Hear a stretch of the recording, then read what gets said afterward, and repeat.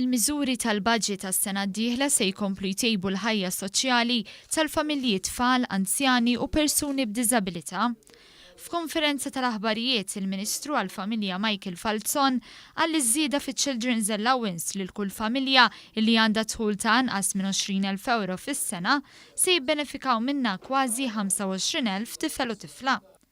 Għalli din il-miżura se tiswa 2 miljun euro fis-sena u se tara l-ogħla rata tiżdied sa 96 euro fis-sena għal kull wild.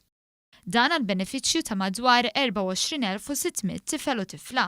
Għalli din hija l-ewwel żieda fil-benefiċċju fi 11-il sena.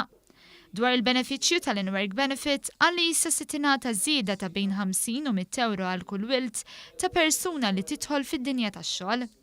Il-Ministru Falzon saħaq li waqt li l-budget fih bosta miżuri li jgħinu finanzjarjament lil familji, il-Gvern ta' każ ukoll il-bżonn ta' bilanċ bejn il-ħajja u x-xogħol. Hemm ħafna miżuri li huma indirizzati biex jtejbu l-kwalità tal-ħajja, ma ninsewx ukoll il-ġurnata lif. Ġurnata lif ħaddieħor ħal lif mingħajr konsultazzjoni tal-Gvern għat-tieni darba qed jerġa' jagħti ġurnata lif.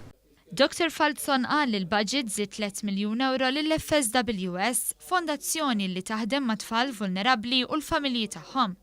Is-Segretarju Parlamentari għal persuni b'diżabilità u l-anzjanità attiva Anthony Agius Decelis qal li l-budget alloka żieda ta' 34 miljun f'servizzi għall-anzjani fil-komunità u fid-djar tal-anzjani u ta' 23 miljun lil-qasam tad-diżabilità. Għalli allowance għat tfal b'diżabilità se terġa' tiżdied b'5 euro għal 25 euro.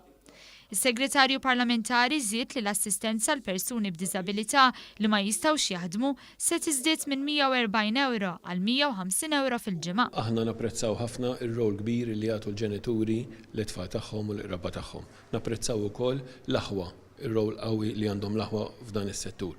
Però aħna wkoll bħala Gvern ħanoffru 20 sodda li tkun tista' tintuża minn żmien għal ieħor għal persuni b'diżabilità severa li jkollhom bżonn imorru hemmhekk għal respite. Is-Segretarju Parlamentari qal li se jibdew diskussjonijiet biex kategoriji ta' persuni b'diżabilità tingħatalhom it-tal-linja kart b'xejn.